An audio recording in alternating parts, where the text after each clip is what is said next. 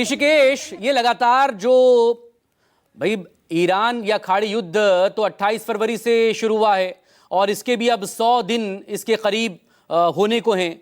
बहुत जल्द हो जाएंगे, 1-2 दिन में 100 दिन कंप्लीट हो जाएंगे। लेकिन सवाल इन 100 दिनों का नहीं है, और सवाल सिर्फ पेट्रोल, डीजल या सीएनजी या इसके बाद कमर्शियल गैस सिलेंडर और अब ये घरेलू गैस सिलेंडर के दाम बढ़ने का है।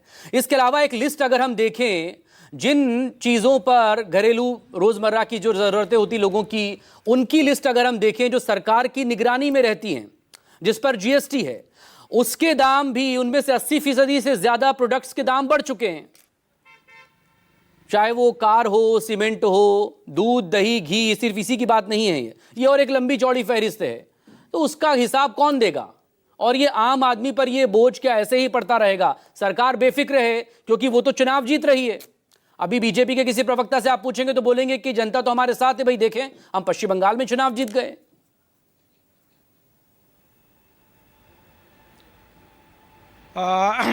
मकसूद, देखिए आप बिल्कुल ठीक कर रहे हैं, लेकिन सवाल यह है कि जो जनता उस तरीके से महंगाई पर पहले विरोध करती थी, रिएक्ट करती थी, वो जनता के लिए शायद महंगाई अब उस तरीके का बड़ा मुद्दा सामने नहीं दिख रहा है। इसकी वजह क्या है?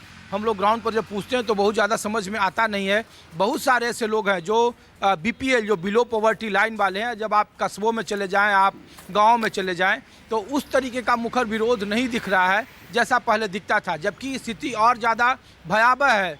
मकसूद, देखिए, गर्मी ने तो सिर्फ और सिर्फ शरीर जलाया है, लेकिन महंगाई ने जीभ जलाया हुआ है। ये बात आम लोग भी जानते हैं, और इसीलिए जब कल जेएनजी का जो कॉकरोच जनता पार्टी, जिसके मिलियन में फॉलोअर थे, और जब जंतर मंतर पर वो प्रदर्शन कर रहे थे, तो हम लोगों ने सवाल पूछा था कि विपक्ष जो बार बार ये पूछ रहा है कि आने वाले वक्त में आर्थिक सुनामी आ जाएगी, आने वाले वक्त में जिस तरीके का सिस्टम वो फेल्योर हो जाएगा, बेरोजगारी, महंगाई, ये सब जो बड़े मुद्दे हैं, उस पर जो आम लोगों का रिएक्शन था, जो जेएनजी जिसको बोल रहे हैं, जो कॉकरोच जनता पार्टी, जो सोशल मीडिया के कई सारे इन्फ्लुएंसर वहाँ थे, उनके मुताबिक कहा जा रहा है कि विपक्ष भी इस तरह के मुद्दों को लेकर सड़कों पर नहीं है, सड़कों का रुख नहीं कर रही है। लेकिन आप देखिए कि ये सिर्फ 26 रुपया नहीं है बीते 24 घंटे में जो घरेलू गैस में इजाफा हुआ है। इसके पहले मार्च में आप देखिए कि 60 रुपये का इजाफा हो गया था, कुल 92 रुपये के आसपास का ये इजाफा हो गया है। कमर्शियल में आपको देखिए 115 रुपया पहले मार्च में हुआ था, फिर 42 या 45 रुपया हुआ था। तो जिस तरीके से दाम बढ़ रहे हैं, आप पेट्रोल, डीजल और सीएनजी के बारे में बात कर ही रहे हैं कि कैसे बढ़ा है, लेकिन आम लोगों पर, और इससे सिर्फ जब आप घर से निकलते हैं, तो जब तक घर आप लौटते हैं, आप जिससे भी वास्ता पड़ता है, वो सारा जो सामान है वो बढ़ा हुआ मिलता है। और इसीलिए देखिए मकसूद कि ये जो महंगाई, बेरोजगारी, इन सब को लेकर के जो आम बहस या चर्चाओं का दौर है, विपक्ष सिर्फ और सिर्फ सोशल मीडिया पर वो ट्वीट के जरिए तक सिमट रहा है।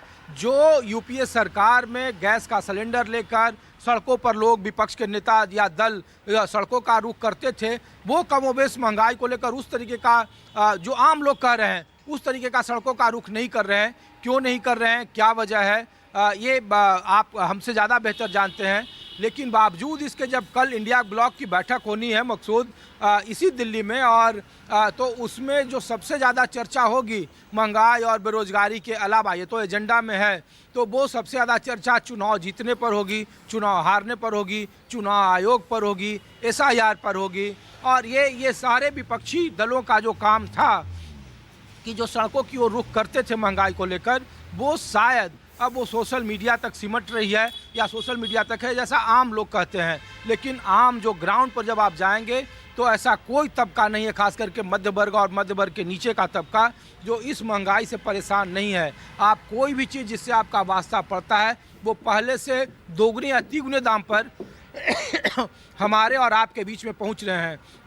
और इसीलिए चाहे वो दूध के दामों में इजाफा हो, या फिर खान पान के दामों में इजाफा हो, पेट्रोल, डीजल और सीएनजी के दाम तो आप देख ही रहे हैं कि किस्तों में किस तरीके से बढ़ाया जा रहा है। और इसका असर अलग अलग राज्यों में, अब देखिए कि 1 साल के बाद, महज 1 साल से भी कम का वक्त रहा है, और उत्तर प्रदेश में अब चुनाव होना है। यहाँ महंगाई को लेकर जब आप बात करेंगे तो लोग कानून व्यवस्था की बात ज़्यादा करते हैं, महंगाई को लेकर। और जो बार बार कहा जा रहा है कि विपक्ष जो कह रहा है, और राहुल गांधी बार बार कह रहे हैं, संकेत दे रहे हैं कि आने वाले वक्त में आर्थिक सुनामी आएगी, तो इसकी एक शुरुआत है मकसूद। और जैसे जैसे जब दशहरा और दीपावली के आसपास जब ये समय बीतेगा तो ये और ज़्यादा चरम पर होगा और जो दामों में बढ़ने का जो इजाफा का जो सिलसिला है वो आगे और बदस्तूर जाएगा। विपक्ष इसे किस तरीके से राजनीतिक मुद्दा के मुकाबले जन मुद्दा बनाती है, सड़कों पर कैसे उतरती है, क्योंकि इसके मजबूत तर्क इसके खिलाफ में है कि खाड़ी देशों में जो युद्ध चल रहा है उससे सारी दुनिया हलकान है और अलग अलग देशों के डाटा दिए जा रहे हैं और उसके डाटा के मुकाबले अपने देश का डाटा थोड़ा कमतर दिखाया जा रहा है। तो ये आम लोगों को, आम जनता को तय करना है कि डाटा के साथ उन्हें रहना है या फिर आम आदमी का जो रोज़मर्रा का जो उनके सामने सबसे बड़ी समस्या है। खास करके आप चले जाएं किसी भी छोटे छोटे जहाँ किराएदार टेनेंट रहते हैं महानगरों में, गुड़गांव में चले जाएं, नोएडा में चले जाएं, दिल्ली में चले जाएं, जो मजदूर वापस अपने गांव की ओर जा रहे हैं वो वापस आ नहीं रहे हैं क्योंकि वजह यह है कि बढ़ती हुई महंगाई, खास करके गैस का सिलेंडर अब भी उतना ही मुश्किल से मिल रहा है। उनके खाने पीने की चीज़ें बढ़ गई है। जो हम लोग चीज़ें 10 रुपये, 12 रुपये, 15 रुपये में ख़रीदते थे वो अब 30 और 35 रुपये उसी के दाम लगाए जा रहे हैं। और जो आम आदमी और सामान्य वर्ग या जो नीचे का वर्ग है, बीपीएल जिसको कहते हैं, उनके खाने पीने के दामों में 100, 200 नहीं 300% का इजाफा है। और इसीलिए जब कई सारी कॉलोनियाँ खाली है, कई सारे मजदूरों का जो पलायन हुआ है, जो काम करते हैं शहरों में, वो अब वापसी उनकी शायद जो प्रतिशत है वो थोड़ा कम है और इसकी सबसे बड़ी वजह महंगाई है। ऋषिकेश मेरे साथ बने रहेगा आगे और आपसे बात होगी।